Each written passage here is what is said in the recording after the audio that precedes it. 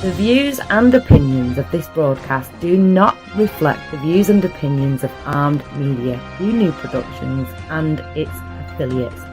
Enjoy the show. I'm a dangerous man with some money in my pocket. Keep up.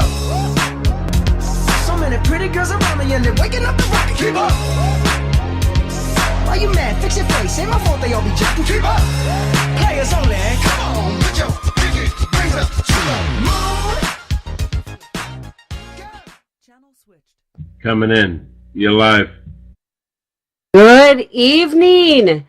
Thank you for joining me. This is Cathy with New Era Talk. I'm really excited to bring my guest on tonight, but I've known him for quite a while. I want to say at least 8 years, but I wanted to talk about some things before I bring him on. There are some different things in history that happened today. So, number one, November 28th, 1893 was the first time women were allowed to vote in a national election, and that was in New Zealand. So, ladies, we had it coming. It was happening. Took us a little while here in the U.S., but it started. We're starting to count. Then in 1902, the Pittsburgh Stars defeated the Philadelphia Athletics. Who are they? Well, they were just a couple of football teams. In fact, that was the first championship ever associated with pro football. So that was 1902. Speaking of pro football, don't know if you know this. If you don't, you've been under a rug. But the Super Bowl is going to be here in Minnesota, U.S. Bank Stadium. I'm not going to name the team that's going to be there, that's going to win it. But I think they're kind of close to that stadium somehow. That's all I'm going to say about that. And then also, what was the number one song in 1964 on November 28th? I'm going to tell you. Leader of the Pack. Leader of the Pack. That was by the Shangri-Las. So, now, with no further ado, I'm bringing on my good friend. I see him every day. I'm really lucky. His name is Jeff Thompson. Jeff, welcome to the show. Hey, Cathy. Thanks for having me. Thank you for joining me tonight. So, I want to talk about something, Jeff, because, you know, we're in Minnesota. It's all over the news, but sexual harassment. You know, we have to, at work, we have to go through sexual harassment training, right? Yes, every year. I know, and I always try to do it on the very last day so I can, you know, be, you know, as obnoxious as possible and go, oh, I have one more day until I have to remember this stuff. And I'm kidding, by the way, if they're listening. But sounds like Al Franken didn't get his done this year. I was going to say, do they have that in Congress? I think they need to be getting a good old HR person in there, making sure they're doing that sexual harassment training, because guess what? It's not okay to grab my ass unless I actually said, hey, do it. But even in the workplace or whatever, it's not okay. But yeah, let's talk about this a little bit. But Al Franken, I mean, how do you feel about that? I mean, he's our hometown guy. Did the guy be a senator when you're dumb enough to actually have pictures taken of you grabbing a lady's breast while they're sleeping? I mean, clearly in the sexual harassment training, that would have been a no-no. Right. You know, I mean, yeah, how the guy is so oblivious to, I mean, I suppose it's because they have the big slush fund that pays millions of dollars to people that they've abused. Yeah, you know what? I just learned about that today. What? So there's a fund in Congress that's going to, you know, here, we're going to pay you off. And who's paying for it? We are. I kind of feel like right. I need they don't have to pay it themselves. I feel like I need to go there because I feel left out. It's like, I think you guys need to harass me because I've been paying my taxes and I want some money back. Right? Maybe that's the ticket. Go to visit Franken's office. And, I know. Hey, Al, give me a hug. I grew up in St. Louis Park too, a little part of my life. Maybe, you know, we were neighbors at one time. I don't know. But, you know, give me a hug for old time's sake. Oh, oops, where'd your hand go? I'm telling. But that's another thing, too. Okay, how come all these people, and there's, all these other, oh my gosh, the entertainment industry. It's all over the place. It's it's in the insurance industry. Good old boys network. I've seen it. I've experienced it. Oh, I'm sure. Working with, people all over the country. People just make assumptions when you're a woman in a man's industry as they perceive it. But I won't name names, but I know, people in the business that definitely are probably on the, the Al Franken side of the equation, for sure. Right. Well, no, but here's my problem, though. Okay. Why are all these people waiting so long to say anything about it? I don't know. That seems a little weird. It seems a little politically expedient, some of these things. On the other hand, maybe people didn't feel safe to say it until a whole bunch of other people started talking about it. I know, because all of a sudden, I get just like a slimy feeling to it a little bit, because it's such a bandwagon effect. Like, oh, okay, I'm going to say it too.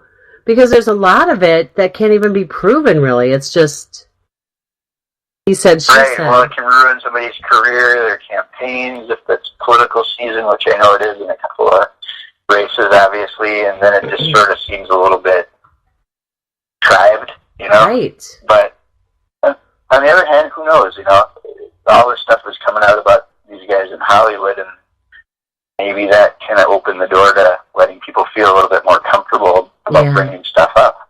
Because a lot of those were years ago, too, and I don't know, I can see people feeling intimidated. Would you feel, if there had been somebody that was in a position of power over you and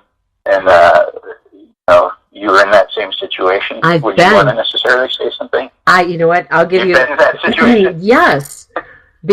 So my first experience with it, and I won't name the company, but I was young. I want to say I was probably 20, 21 years old. And I worked, it was also a time, it was all men and me. And I was, just young, inexperienced. But they had a company party at the owner's house. And he was married. And all of us, he had this hot tub. So everybody got in the hot tub and they were partying and everything. Well, all of a sudden I felt a foot go somewhere it shouldn't be. And he's sitting there across from me in the hot tub. And I popped up out of the water so fast and onto the side. I'm like, it's getting warm in here. I'm like, oh my gosh, he's right next to his wife. And so I thought, okay, it had to just be an accident, right? And so then I get back down in the water. And there he goes again. And he gives me that look. And I get up out of the water and I'm like, oh, this is too warm for me. I have to get out. I left and I never went back to that job. I quit. I was so freaked out by it. So yeah, I had 1920. That's a little creepy. Very creepy. So that was one experience. And then when I was 22, I worked at a restaurant and I was a hostess, and this really icky manager was always saying really inappropriate, obnoxious things to me. And I don't even remember what it was he said, but I turned him down again and he fired me. I was devastated because, he'd be like, how about me and you in the back of your Lincoln? Well, do you show me what's under that dress? How about, and he was so icky, right? And I was 22 and I got fired and I left, and that was like that job I worked like so many hours and I only had Sundays off. I was a hostess and I was so devastated. So the next day was Sunday and we were closed. Well, then on Monday, the owner and the general manager show up and expecting to see me there and getting things ready for the lunch shift. And they see the manager and they're like, well, where's Cathy? Oh, I fired her. Well, they called me and asked me what happened. I told them, and they said, you're not fired. Take the day off. Don't worry about it. You're getting paid. We'll talk to him, but we want you to come back tomorrow. You going to be okay with that? You're going to be able to work with him? And I went, I'll work with him, but I'll never respect him, but I'll do it for you. I came back the next day, and I said, where is he? And they said, well, he's no longer here, and congratulations, you're now the manager. So they knew, they knew what they were doing, and that was before anybody ever talked about that kind of stuff. Well, I'm sure, yeah, I mean, it was probably when I was a kid, it wasn't too far off of, the Mad Men days. I mean, that's a couple of decades later, but still, I mean, just look at what they got away with. And I know. Have you ever seen that show, Mad Men? I mean, I love it. I binge watched it when I was recovering from my surgery. Yeah. Like, I was really fun watching it. I know. Same thing, but I mean, just to see people, in their offices drinking, smoking, and who knows what else, That was probably stuff that was really going on, Right. And how things have changed, I know. People would never have tolerated that, would not tolerate that kind of stuff today, which is a good thing, I think. Well, and I think the whole awareness around it really was like not until probably the early 90s when they first started doing any kind of harassment training. Because I remember working for a company and one of the guys saying, you have a really nice dress on today. Oh, I'm sorry, can I say that? I'd be like, yeah. Well, I don't know. I can't tell because of all the stuff that we had to watch. I don't even know. We were all just like... That actually brings... What's that? I was going to say, that brings up kind of an interesting point where, being a man these days is a little bit tricky because if you want to compliment somebody or open a door for someone, certain women might perceive that as sexist or or maybe as a pass at them, even if it's just a genuine compliment, which I would think, we should still be able to make positive comments towards someone that might help boost their esteem or that they might feel appreciated or whatever. And just because it's appearance or whatever shouldn't negate your ability to make that kind of a comment towards someone. I mean, if I think somebody's got a nice, suit on and they're a male and I'm a straight male and they're a straight male, I should be able to say, hey, that's a nice suit. Yeah, really. And then if you're a woman, you'll go, that's a nice suit, where did you get it? And then you go buy the same thing and wear it to work and make the other person mad. Oh, wait, that happened to me. So, yeah, I mean, but if a guy says something like that to a woman, now it might be perceived as sexual harassment, which is, that's a little tricky. I know. And it puts guys in a weird position, because I think at least most of the guys I know, they're not out to sexually harass women. No.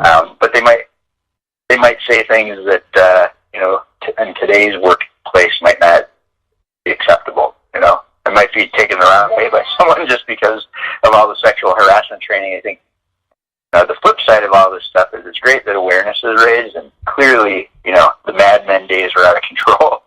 And hard to believe, operating back then. Right. But now we've kind of gotten, I think, almost to the opposite extreme where, nice gestures, friendly comments towards somebody, that might be innocuous, are taken as something allowed, to mean something worse. And where does that, I mean, it's just hard to, I think it's a lot harder to be a guy today, because now you have to be a little bit more like walking on eggshells, in the workplace. Well, and there's... You can't give somebody a genuine compliment without suddenly now you're in the sexual harassment zone. Right. And the thing is it could be somebody that it was okay to say that kind of stuff to before, but then they're in some sort of a mood, and then they're like, oh, I didn't like that you said that. It's like, oh my God, just like last week I told you I liked your shoes. What? But no, so one of my best friends, I spent Thanksgiving, we've spent the last 13 years together on Thanksgiving. She and I, our little joke always used to be, and this is this is harassment training 101, folks. It's know your audience, okay? So you know who you can say these kind of things to, but if somebody is outside of the room and overhears it, they can feel harassed. So just remember that, because we'll probably have the training very soon coming up again. But she and I, we used to always joke around, the group of us, we'd say, sexual harassment is not only welcome, it's graded. And we'd all laugh about it. But it's not a laughing matter. I mean, because that was just like the group of people that we hung out with, because we were sick and weird and always had fun, and we laughed, and nobody took offense to anything. But it well, is. And I do think there's an element of kind of conditioning people to be a little bit overly thin-skinned about some stuff. You know? I think there clearly is real sexual harassment. So don't get me wrong. I'm not trying to suggest that there isn't. Right. That's obvious. You know, I mean, clearly the stuff that Franklin got caught doing on pictures is sexual harassment. You know, in the most blatant sense. Okay, and I'm going to step in on the other side of that, and just I'm getting in touch with my sophomoric high school guy side. Okay. And girls are just as bad, but I mean, guys do stupid things like that. I mean, it was as a joke, obviously, and never thinking that that would come out, right?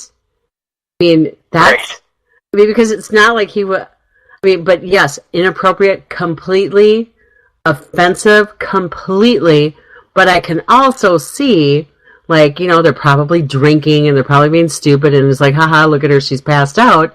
I mean, and that's like, I've passed out at parties and people drew all over my pants. You know, drew a mustache on me.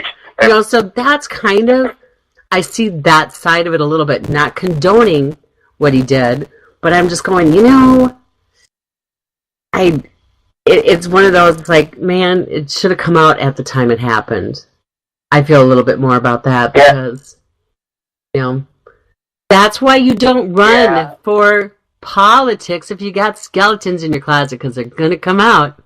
That's why I'll never run. Well, yeah, as a comedian, I mean, the dude was on Saturday Night Live for how long? Right. A professional comedian. He was in an environment where I'm sure lots of shenanigans occurred, you know, so I get that too, and I think people are, you know, like you said, on the flip side, I think people, and where I was kind of starting to go with this, I do think people have gotten conditioned to be a little bit overly sensitive and thin-skinned about some stuff.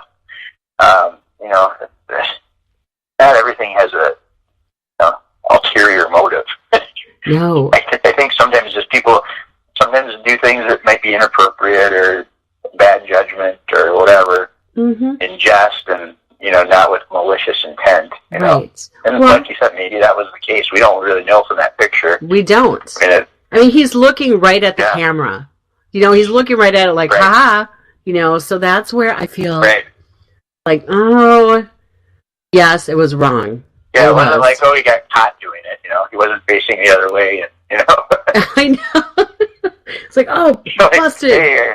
And it was definitely, it was, you know, oh, I know I shouldn't laugh. It's so bad to laugh about it because it is, but and then one more thing about it, because then I want to talk about you, but think about this. People are so litigious. They think there's an opportunity to get something out of something. It's like, aha, I'm going. Yep, he touched me in the butt. Maybe that girl heard about the millions of dollars that Congress and their secret slush fund has been paying out to people, and she's like, hey. And she should have gone silent on that deal. Yeah, because she's not, I know. What in the world? So when was that came out? Didn't they do that like in the 90s? They put that together? I think. The slush fund? Yes. I'm not sure. I'd have to look it up. You know, but shocking. I mean, why isn't it that they're having to pay out of their own salary? You know, why aren't they the ones suffering? I mean, almost all of them become multi-millionaires just from being in government and selling their influence. You know, of course, they'd never admit to that, but no, exactly. You know, that's what's going on. Right, and then they get the. How do you end up in Congress or in the Senate, and you go in there and you're maybe a millionaire or slightly above, come out and you're worth $100 million? I mean, that doesn't compute. You know, there's just a a little bit of something shady going on in that scenario, I think. See, it's a whole political agenda on so many different things. I can't even. I've stopped trying to figure it out because I can't. There's my ex-husband was very learned in all of it, more on one side than the other. But I mean, he could actually carry on. I mean, he knew what he was talking about, and he would debate people. And I was always impressed with that. But I look at it, and my mind just starts to hurt. Going, oh my gosh, why can't everybody just do the right thing and get along? That's what I want. But I don't want to be president either. So, or in Congress. Yeah, you just pulled it up here. I just want to be a princess. So, $15 million is what I'm seeing here on the internet. Paid out. $15 million was paid out in how many years? Sexual harassment slush fund to quiet the victims. So, and let's see. Since 1997 to 2014, hundreds of women have been paid $15.2 million in total awards and settlement for Capitol Hill workplace violations. Oh my God! I have been in the wrong job. Dang it! Just kidding. Right? Man, that's a retirement plan in itself. Go work for Congress. Be page. Be an intern. There you go. Go in the Oval Office. I wonder how much she got. Speaking of the wrong business, did you read about that girl that auctioned her virginity after like $2 million?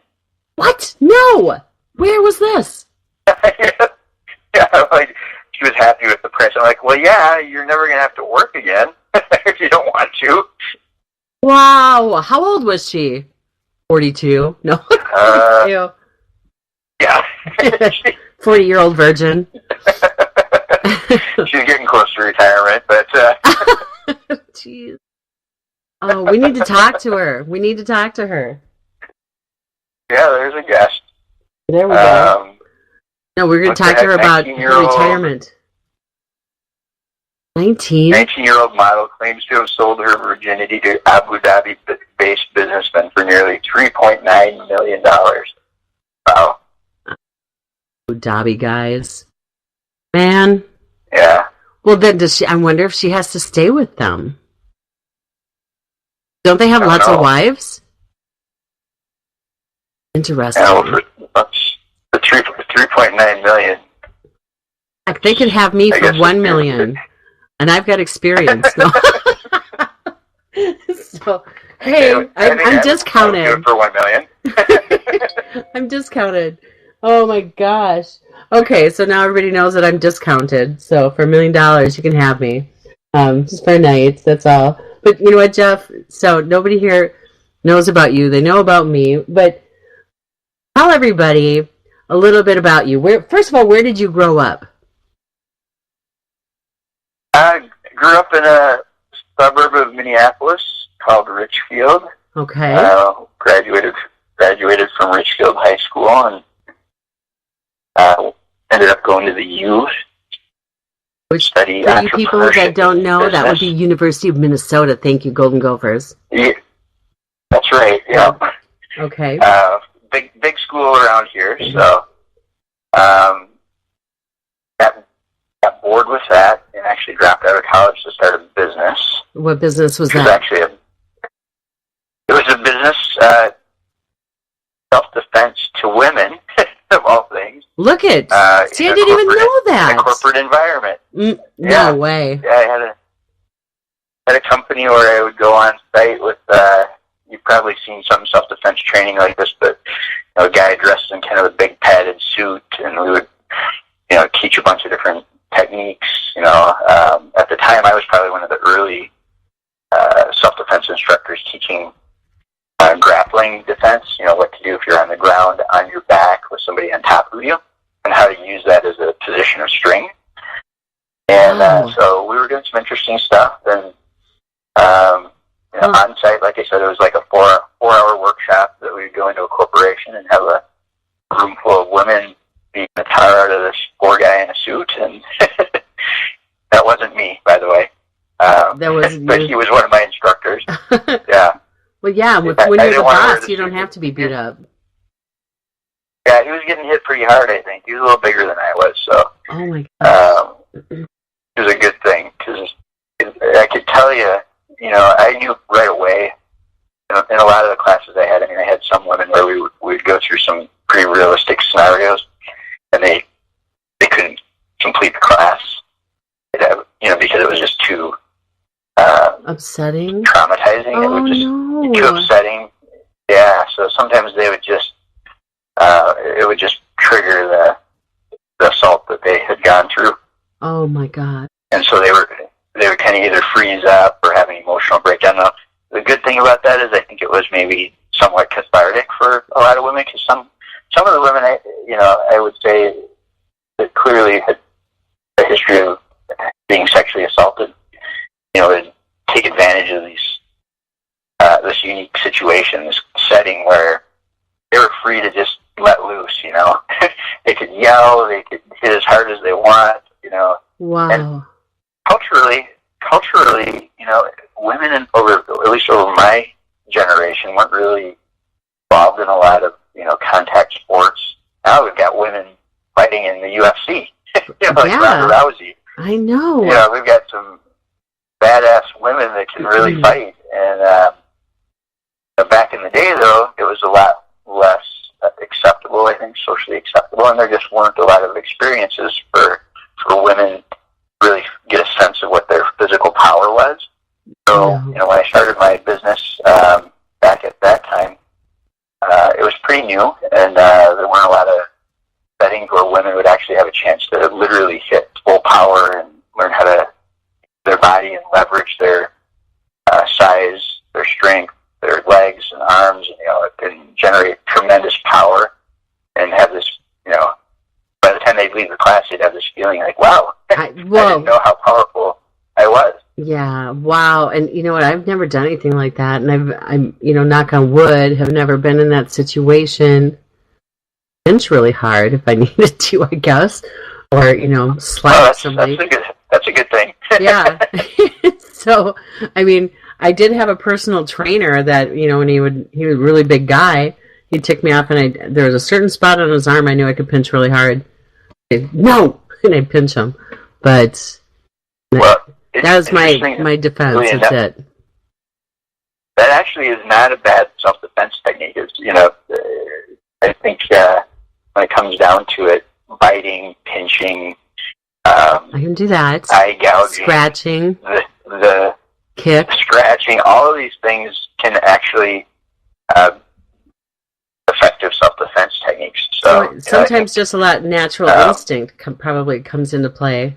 That probably would be me. Yep. But I would probably miss, and then I would fall down, knock myself out. Well, I think a lot of it is really just having that attitude that I'm not going to let somebody harm me, just being able to turn on that switch and go from, a normal, civil, nice human being to just a vicious, fighter.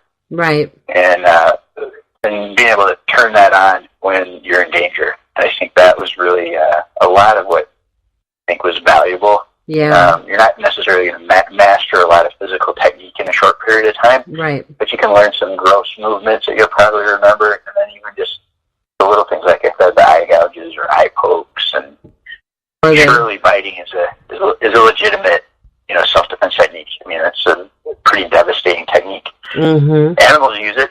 Right. And and we still have the ability to use that too. And it can be a really good way to induce pain and get yourself, get that opponent into a state of shock. Right, you have to catch them off guard. Wow. So that is so cool. Ladies, we should get a group together and have Jeff teach us, all my girlfriends. It's kind of like a Botox party. Well, we could do Botox after we beat up and Botox, we'll call it. How's that? Beer, Botox, and beat up. Yeah. Oh my gosh. That's a new one. We'll do that. But okay, so You did that. So what got you out of that? What got you to where you are now, to this era in your life? Oh, wow. Well, I've had kind of a strange career path. At one point, I was a karate instructor, which then later led to starting my own business as a self-defense instructor doing these corporate trainings. Over time, I realized I loved what I did, and I thought, I'd rather just do this for free and do it as a positive karma thing and not charge people for it. Wow. The other part of it was that it was a lot of work for the amount of money I made. I mean, even though it was pretty good money, it was exhausting, and it was a difficult business to scale. So what I looked at is that, hey, I've got a business, this can work, but as a scalable model, if I wanted to replicate this, all over the country or in multiple cities, it's going to take forever just because I had to have a really skilled instructor that really knew what they were doing. And somebody you can trust. That's always hard, somebody too. You can trust, exactly. Yep, and somebody that's going to know how to be comfortable with, what happens during those training sessions, which, like I said, a lot of women that had been sexually assaulted would sort of reignite the emotional trauma of having been sexually assaulted in the past when we got into these realistic scenarios that we would do. Wow. Some would handle that, really well and, plow through it, and it was this catharsis where they just, this time they got to beat the tar out of the guy. Yeah. Wow. But some kind of had the opposite reaction, just couldn't get through it. So, but anyways, yeah. So it was mostly a recognition that the business model was not a scalable business, and I thought, okay, as much as I love this, I'd rather just do it for free than try to turn this into a big company. Because it's going to take forever. So, are you still doing that from time to time then? Yeah, I still have all of my equipment. I still have all the stuff. I just haven't done a whole lot, with it. I've done some, private training, one-on-one training when people ask me, but, it isn't really that business anymore. Okay. Wow. I still have all the equipment, that I invested in just because I thought at some point, maybe when I'm retired, I'll just turn that into this free, community service where I'll be doing those all over the place. And well, you brought up a key word that always, kind of gets my attention when you say retire. So, yeah, the business that we're in, got into this business. So you left that. Did you become an agent from that? Well, my dad was a PNC agent for years. Okay. And funny because he really said, yeah, don't get into that business. Don't get into the insurance business. He didn't particularly love it. Right. Which is funny because I would dawned on me, sometime in high school. I'm like, what does he do? He sleeps till I don't know when, till noon. Wow. He seems to make a couple of calls, go on a couple of appointments, and he's making this six-figure income in the in the 80s, and that's a amount of money back then. And, right. What is there not to like about this business? It looks like he's not having to work very hard, and he's got a great lifestyle, and he's making a lot of money. I think I should check this out a little more closely. So eventually I kind of decided to dip my toe into the PNC world as my entry into the insurance industry or financial services industry. And I went to work for AIG for a while. Okay. Became a sales trainer for them. Traveled around training agents how to sell PNC insurance. Right. After I had personally been pretty successful at it, and had built a successful sales team myself.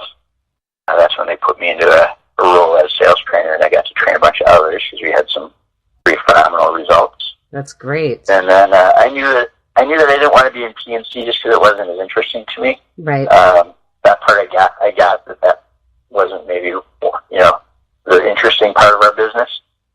And I had had as a long hobby, just financial, really elaborate books on personal finance and an interest in it. And, a lot of my friends and family would come to me if they had questions about personal finance, and it dawned on me that maybe I should look more into financial planning or becoming an insurance agent, which there's a lot of crossover there, obviously. That was when I ended up moving over into the life side of things, and I think that was maybe where we first met. It was I ended up at Allianz. That's right. And we were both there at the same time. And that was where I first met you. I think that was probably when I was traveling around about that time. Yep. And going out and talking. Yep. You were doing the training. You were definitely in the external wholesaling side of things at that time. Yeah. And I was a new internal wholesaler back in the day. It was the Cathy show back then, and look, it is again now. Hey. Yeah. Man, I was talking Cathy. Cathy. I learned I'm sorry, go ahead. I said, yeah, I was always chatty Cathy, so there you go. Yeah. And, so back then is when I kind of learned to love our industry, and in particular life insurance. I mean, I like life and annuities, but really they're both part of the life insurance industry, and what those products can do for people and how they can really make a huge difference in people's lives and or retirement. Right. So there I stayed. Okay. And yep. So now, came up with this absolutely phenomenal program called Quantum Marketing. There's so much to it, but in a nutshell, do you want to tell everybody what's behind that? What was the reasoning, and kind of what you do with it? Well, so in my role today, a lot of what I end up doing is actually coaching, training agents and advisors throughout the country how to grow and expand their practices. With that goal, I show them how to find markets that might be more in need of their assistance and their expertise, and really even the products that are offered. Mm-hmm. And that tends to be more in that business owner market segment, just because business owners are often underserved by people that really know the life insurance business. Right. And a lot of their needs tend to revolve around life insurance. So helping advisors to learn more about how to help these business owners solve their problems. One of the things that we really do is a unique strategy that we call distribution solution, which is a way for a business owner that has a lot of qualified savings to reposition out of that qualified. So let's say they have a big 401k at their business. Okay. The dilemma is that might be a bit of a tax trap. If tax rates do go up, although they're talking about a tax cut right now in the short run, if Trump gets a tax cut through, my guess is that won't stay that way. The next administration will probably just whipsaw that right around and go back up to where we're at now or higher. Who knows? But whatever happens, I think the long-term trend is probably up short run, although there might be a tax cut. The business owners are, clearly under pressure to stay profitable, and taxes are a big burden on them. Mm-hmm. And so we have a unique strategy that helps them get a little boost from the tax man by eliminating a big percentage of their tax liability, potentially 25 to 40% of already tax deferred savings. And life insurance is a key part of that, actually. So for the business owners out there, like let's pretend that I own ABC Tire Company, and I've got a bookkeeper that handles everything, and I really don't know much of anything. I just kind of rely on other people. But Jeff, my friend, told me about you, and you said, I need to talk to you, but I mean, how would you approach me with this? I mean, like, let's put the agent hat on for a second. If you were an agent trying to... If you were the agent trying to talk to me... Mm-hmm. Well, that's always the tricky part, but I think, professional alliances are probably one of the best ways to go because someone like a CPA, for example, might have a very good long-standing relationship with a client, their details of their business, what their issues are, and by working hand in hand with a life insurance agent or a financial advisor, they can really help explain what the situation is and what the problems might be in a way that you may not be able to get directly from the client. Uh-huh. So that team tends to work really well. So if I was an advisor, I would certainly try to partner with folks that have those relationships. Mm-hmm. And then that synergy of working together, I think, is really where there's a lot of power in what you can do for somebody. So, because the tax advisors often don't know our side of the business and some of the unique things that we can do to actually help reduce taxes. Mm-hmm. Not that they don't know the tax code, but most CPAs are they're busy people, and the tax code is like 15,000 pages. So they're I don't know about you, but that one of the last books I read that was pretty thick was about 500 pages, and that took me a little longer than usual to read. I don't know how anybody could get through 15,000 pages and know it inside and out. And I don't think I could even do like a book on tape with that. I couldn't sit through it. So. No, I don't think so. It would take years, and you'd be falling asleep every 20 minutes, so it'd be hard to get through it. But right. So it's tough to know everything that there is to know under the sun. So I think that's where there's that synergy of having somebody that knows some of the unique things about our business and working with a tax professional like a CPA that really knows their side of the business, and working together to uncover new opportunities for their clients to improve their situation. Okay. So that's kind of where I would go if I was an advisor. I think the best way to help a client is to be part of a team. Right. So so let's say you're talking to the business owner, and let's say that's me, and I want to know how to do this. I mean, what do I need to do as the business owner to make this start happening for me with you as my agent? Now that my CPA has referred you to me, is it annuity? Is it life insurance? What am I doing with my 401k? What's our next step? Well, so, obviously if you're a business owner and you feel like there's a threat of higher taxes in the future and you've got all this money in a tax deferred, 401k account. Yeah, I have $750,000. What should I do with that? What's that? If I have $750,000, what should I do with that?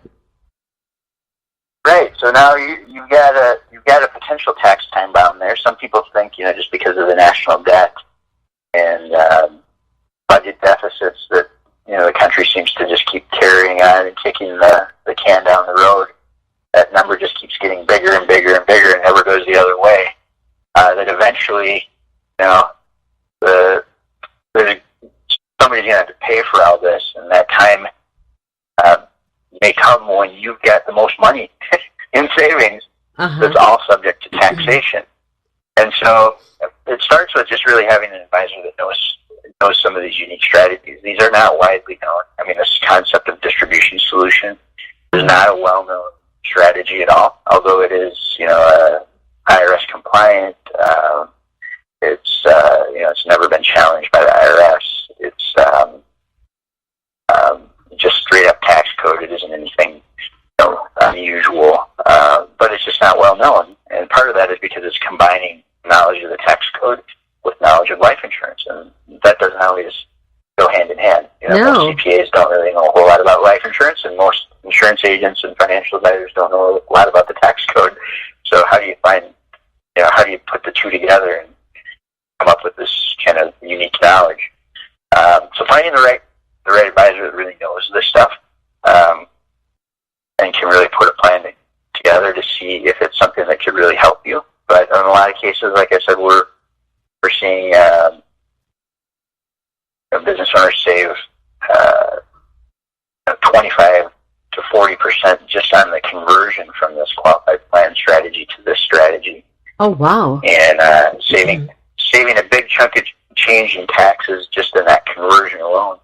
Then we put them in a position where they're income tax free going forward when properly structured, and that can be an ongoing savings. It can be multiples more than what they originally saved in taxes going through this process.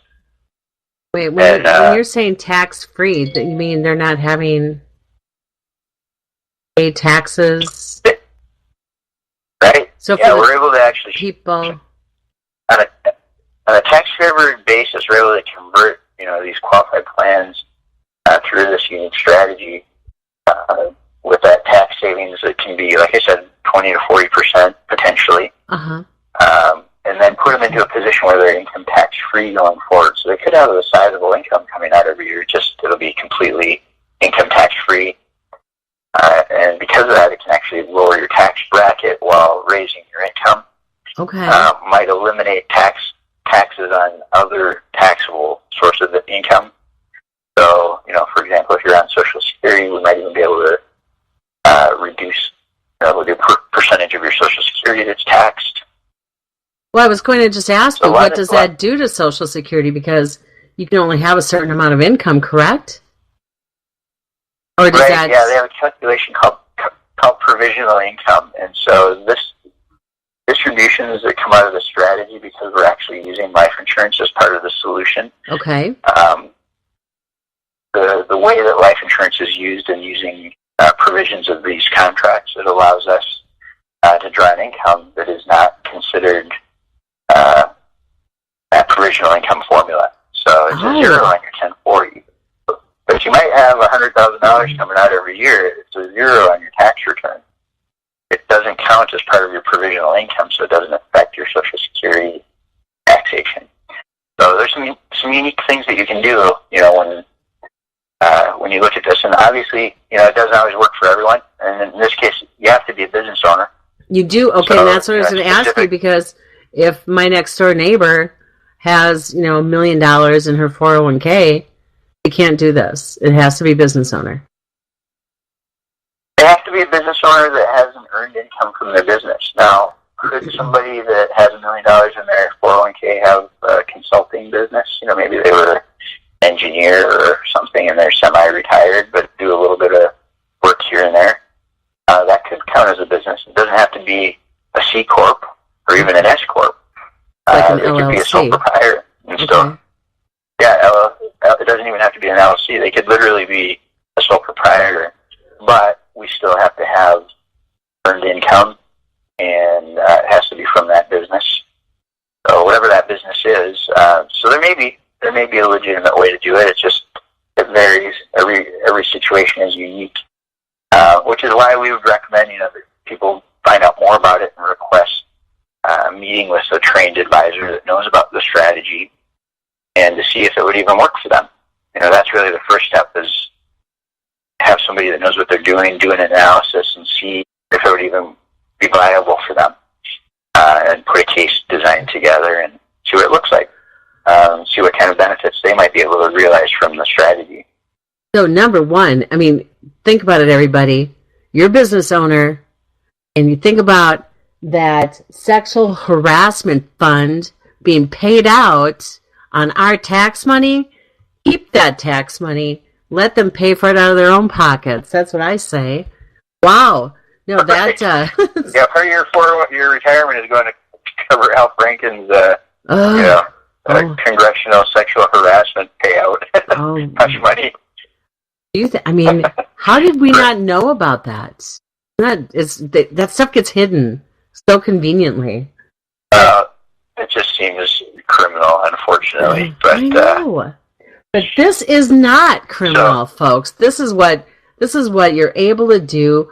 Jeff has been absolutely instrumental in helping producers, agents, advisors do this with their clients. And I mean, what's a typical turnaround time for, okay, like if we've got some advisors out there listening right now, I mean, if they go, wow, I know some guys, what would be a turnaround time that they would expect for something like this to go through? Well, obviously, there's a little bit of a learning curve. I mean, part of what we do is help coach them and teach them how this works, get them up to speed so that they can, show a potential client the strategy. But, for a specific case, if a client is, if there's a client out there or a business owner out there that wants to see what this would look like, usually a trained advisor would, gather the necessary information.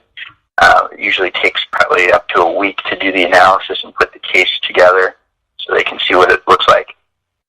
So that's, the starting point. Mm-hmm. For a client to put it into place, it may take a few months because there's life insurance involved and life insurance underwriting and qualifications and exams and medical records and all that stuff. Okay, so you don't want to approach the business owner that's sitting there on oxygen and walks outside the business smoking cigarettes and goes back in and puts his oxygen back on, right? That's probably not a business owner you're going to work with. That's a great question, actually. We can actually do this so let's say I'm that guy on oxygen. And, really? I've got $1 million in my 401k. I can actually, those dollars, put a policy on a spouse, for example, if they're healthy. Okay. Or maybe even adult children if there's insurable interest there. So there's a way to possibly use the strategy, and if I'm not healthy enough, even though I'm the owner of the account, I can actually use it on potentially other family members where there's insurable interest. Right, and so then that's something I think a lot of people don't even think about that, because if they are sick like that, they think that they can't take care of things. And so that's really important for people to know, because I think people overlook it, like, oh no, I can't get any life insurance. Yeah, I mean, even if you're, older than you think, you might be able to get life insurance. We can also do the same thing. So, but again, it still comes back to whatever business owner, whatever business that is, there has to be earned income from that business in order to make this whole strategy work. So you could be in your 80s, and we can still probably do this if we have someone in the family that we have insurable interest in, that we can get a policy on. So yeah, I mean, there are a lot of potential options. Every situation is unique. We just don't know in advance if somebody's going to be a good fit, or if it makes sense, or if it'll work, which is why it's really best to just seek out somebody that knows what they're doing with this and knows this strategy, and who can put a case design together and show you what it looks like and see if it works. Well, okay, so let me ask you this then. How can people get more information on this? So let's say I'm a business owner, or my dad's a business owner. Where do I go? What can I do to get a hold of you? Well, probably the easiest thing to do is we've got a website actually set up called distributionsolution.info. So that's, I'll spell it out here. It's DISTRIBION. So distribution, solution, SOLUTION, .info, INFO. So distributionsolution.info. There's a little video, about 4.5 minutes there. It just gives you a little bit more highlight on this approach and some of the benefits of it. And on there's a little form you can fill out and request that somebody contact you to, put a case design together and just let you see if it might work. See if it might work for you. Right, and and I want to stress too, because it doesn't cost anything to have somebody run this for you. I mean, my gosh, if you're curious, if you're interested, I mean, everybody wants to save on taxes. Everybody. Nobody wants to pay it. It's the worst thing when you have to go, I'm expecting that. We all want to try to keep as much as we possibly can in our pocket and make our money work for us instead of us working for our money. Yes, there's a legitimate way within the tax code to save up to 40% already tax-deferred savings. Why not do it? Why not take a look at it at least? If it does work for you. Now, again, you have to be a business owner.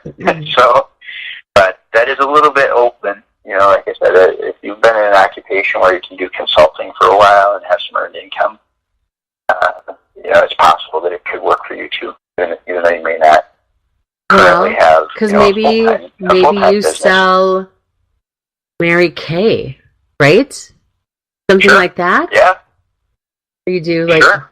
Yeah, I mean, you can have a hobby that you turned into a business. If you like to paint and sell stuff every summer at the art fairs and whatever. I mean, as long as you've got some earned income from your business, a hobby that you've turned into a business, an occupation that you do, as a little bit of consulting work, you name it. There's a lot of potential businesses. It could be, like you said, a Mary Kay business or something like that. Okay. Well, great. Well, awesome. Jeff, thank you so much for joining us. Everybody, distributionsolution.info. That's where you're going to go to get the information. Junction, everything. Thank you so much, Jeff, for joining us tonight. Thank you, everybody. We will see you. Well, we won't see you. It's the radio. We will talk to you next week. All right. Thank you, Jeff. Bye, everyone. What y'all trying to do?